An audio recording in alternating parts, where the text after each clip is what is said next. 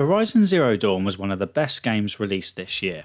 It had a unique post-apocalyptic story told through strong characters and excellent writing, a visually stunning world populated by machines ranging from small animals to massive dinosaurs, and a relatively deep combat system that let you feel like an expert hunter. Horizon Zero Dawn didn't reinvent open world games, but it's one of the best examples of the genre. The Frozen Wilds offers more Horizon, more machines, more weapons, more outfits, more territory, more characters, etc. It's the main game turned up to 11, but somewhat surprisingly the end product suffers as a result. I'm giving the Frozen Wilds 4 stars out of 5. I reviewed DLC slightly differently to full releases. I gave the base game 5 stars, so you might expect a piece of DLC that offers more of the same to also be 5 stars. I don't really see it that way. For DLC to get 5 stars, it has to be a must-own piece of content, something that no fan of the base game should be without. The Frozen Wilds doesn't quite hit that high mark, hence the 4-star rating. I did an excessively long critique on the base game, and there should be a link on screen now if you want to watch that first. You probably don't. It was the first video I ever made, not just for the channel but literally the first video I ever put together, and it would be polite to describe it as rough around the edges. But it's there if you want it. I streamed my playthrough of the Frozen Wilds on Twitch. By the way, I stream on Twitch now, and I didn't capture the footage separately. That means most of this video is content I've gone back to grab from a second partial playthrough. I've tried to match the footage to my discussion points as best I can, but I couldn't replicate everything I saw the first time around. If you see footage in 720p, then that's from Twitch. The Frozen Wilds takes place before the end of the main campaign and opens up a new snow-covered part of the map known as the Cut, home to the Banuk tribe who are notably underutilised in the main game. An ominous pillar of smoke fills the sky above the mountain thunder's drum, and a daemon is powering the machines, making them even stronger and more aggressive than before. Aloy offers to help because, well, that's what she does. There's a vague attempt to tie this quest into the main story through Aloy's desire to uncover more about the mysterious Silence, but it's flimsy at best, especially for those of us who've already completed the story and know what happens. You have to roll with the game a bit here and accept that Aloy wants to defeat a second set of machines before dealing with the main problem. Aloy is still the same incredible character she was in the base game. She goes out of her way to help while simultaneously calling people out on their bullshit. When a merchant tells Aloy that a group of hunters have gone missing, she agrees to help find them but also scolds the merchant for being concerned about profit over human life.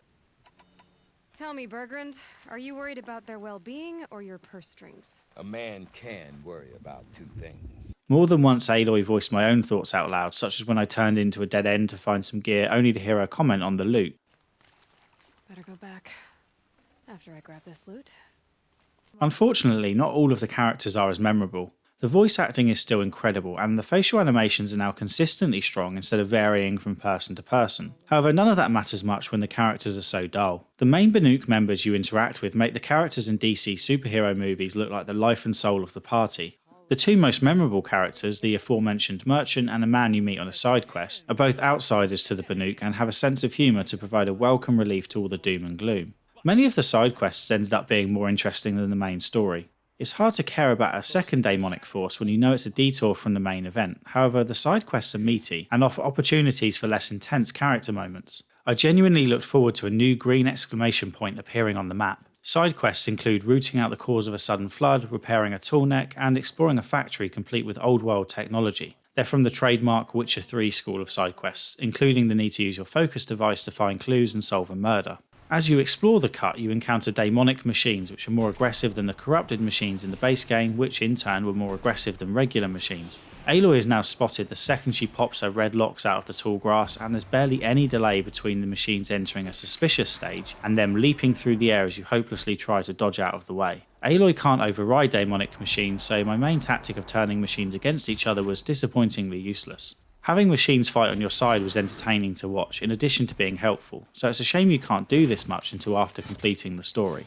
There are 2 completely new machine types in the Frozen Wilds, or 4 if you're feeling generous in how you count them. The Scorcher is perhaps modelled on a panther, tiger, or just a really pissed off cat. It's fast and has a fire breath attack, but it doesn't look particularly distinct from similar machines in the base game.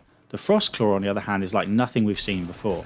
It's a huge bear-like creature that can summon ice from the ground to damage you at range, throw boulders, pick up rocks for use as both a shield and a weapon, and even shoot ice from its teats. Oh, and it can grab you and practically rip you in two. There's a fire version as well, which does largely the same attacks but with fire instead of ice, and somehow manages to be even tougher. The daemonic versions of the machines are often found close to control towers. These towers pump out a pulse that continually heals nearby machines and also knocks out your armour if you happen to be wearing the Shield Weaver gear you got for completing all the cauldrons in the base game. You can destroy the towers, but you're better off overriding them. This will temporarily stun the machines and let you get in some free hits. With all these new problems to worry about, you might be hoping for some new gear to help you along the way. Well, fear not, Guerrilla Games has you taken care of. There are 3 new Banuk bows that are slight upgrades on your existing ones, and you can buy new armour sets which can take more modifications.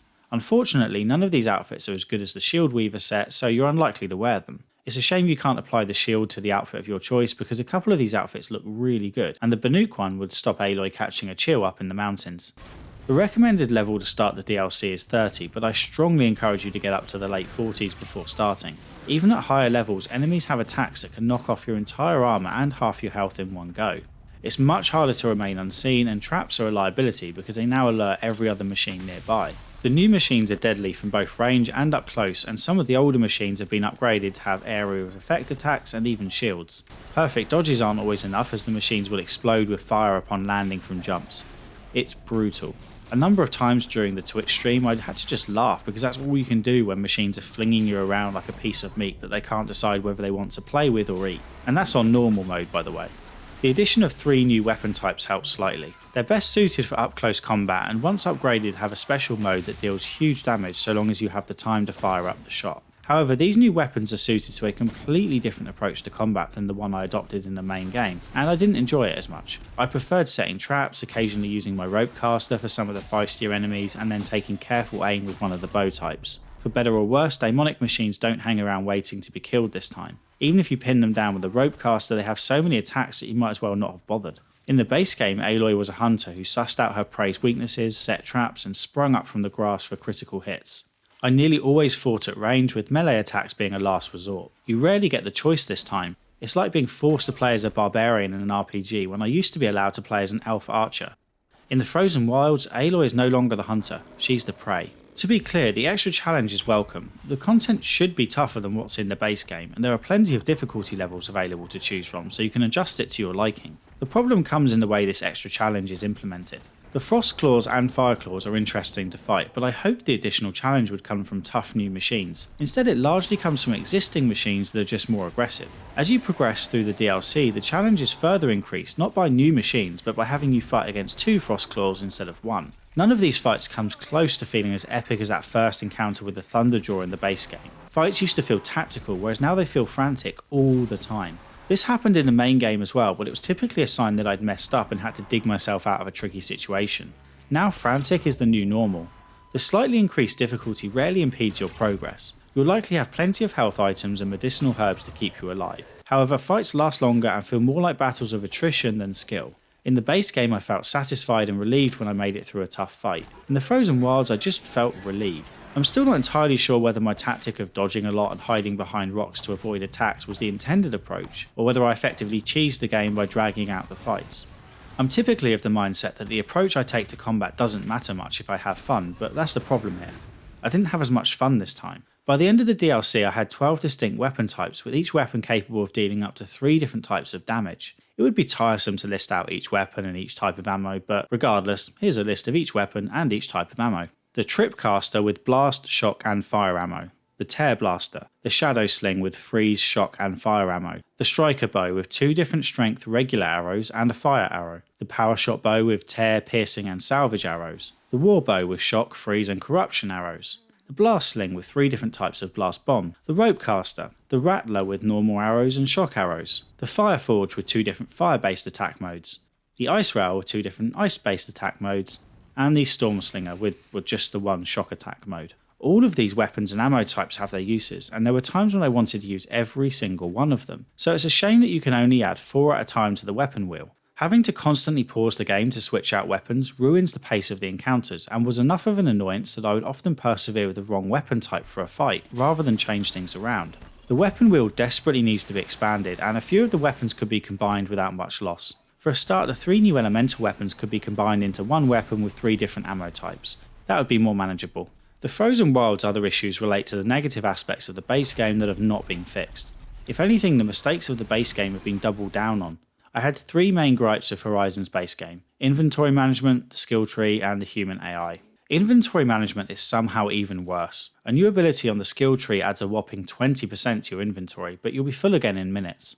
Basic crafting supplies like wood for arrows don't stack past 100, so you're punished for collecting too much. You can unlock a skill to dismantle gear for shards, but Banuk traders sell the best gear for a new currency called Blue Gleam, so metal shards aren't much use. You might as well just drop the gear. I spent a ridiculous amount of time freeing up space in my inventory. It was tedious from the first minute to the last, and is even more annoying for how hopelessly unnecessary it all is. No one wants inventory management in games like this. It adds nothing. The skill tree in the base game had far too many skills that should have been part of Aloy's moveset by default. The DLC takes this and runs with it. Skills like being able to dismantle gear and get a larger inventory should have been elements that were patched in as standard, and being able to repair your mount slightly faster is as pointless as it sounds. The skill list is so uninspiring that at this point I'm expecting the sequel to require unlocks for volume control and the ability to pause the game. Guerrilla Games, if you run out of good ideas for unlocks, then just stop. It's okay. You made a great game that I played because of the story and fun combat. I don't need constant rewards as encouragement to keep playing. There aren't many bandit camps this time around, and I'm fine with that because they were never all that exciting. The human artificial intelligence was always heavy on the artificial and light on the intelligence. Nothing has changed here. The new marksman bandits are deadly with a bow and arrow and seem capable of getting headshots judging by the amount of damage they do. There are also scanner bandits who carry around heavy equipment that can detect Aloy when she's close by. That certainly sounds like a promising improvement, but it adds little in practice because they seem incapable of using it properly. I often alerted scanner bandits to my presence with whistles from the grass, but instead of scanning for me, they walk on over like every other enemy does and I get more stealth kills. While Guerrilla Games didn't fix Horizon's problems, it somehow found a way to improve on one of its major strengths, the visuals. I still can't quite believe how good this game looks on a base PS4. The snowstorms obstruct your view while managing to look so good you don't care, and the level of detail in the new machines and the Banuk character models is impressive. However, it's the small details that really caught my eye this time, such as the way Aloy runs differently in the deep snow compared to the lightly covered paths. It's complemented by a satisfying crunching sound as each foot compresses the snow beneath her. It's honestly hard to oversell how good this snow looks. Machines don't just lie on top of it when they die.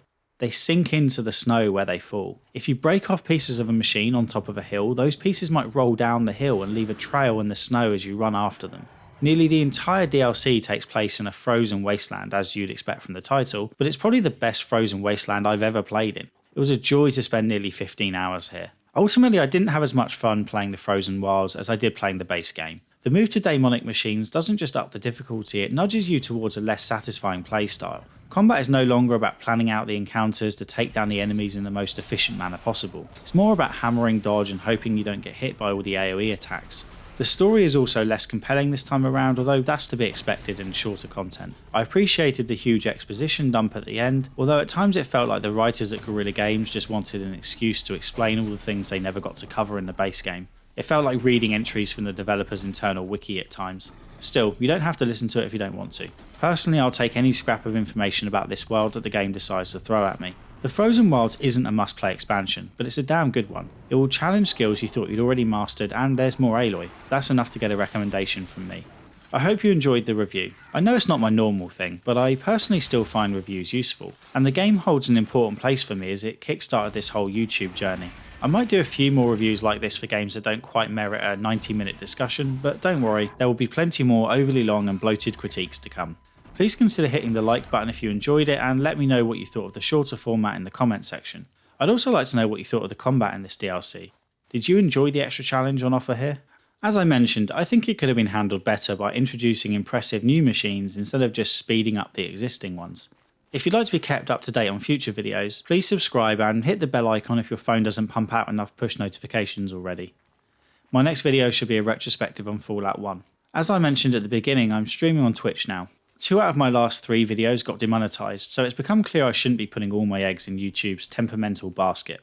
The Twitch streams are pretty rough and ready at the moment. I don't have a gaming PC yet, so the stream is directly from my PS4 and all that lovely 720p pixelated glory. It's still quiet on my channel, so I'd appreciate it if you could follow me over there and maybe check out the odd stream and talk to me in the chat. I know I'm not exactly selling it to you, but I hope to up my stream game after Christmas. There will be a full schedule and regular content. As of the release of this video, I'm streaming Assassin's Creed Origins, which is a much better game than I expected it to be. You should also feed my ego by following me on Twitter. Okay, until next time, cheers.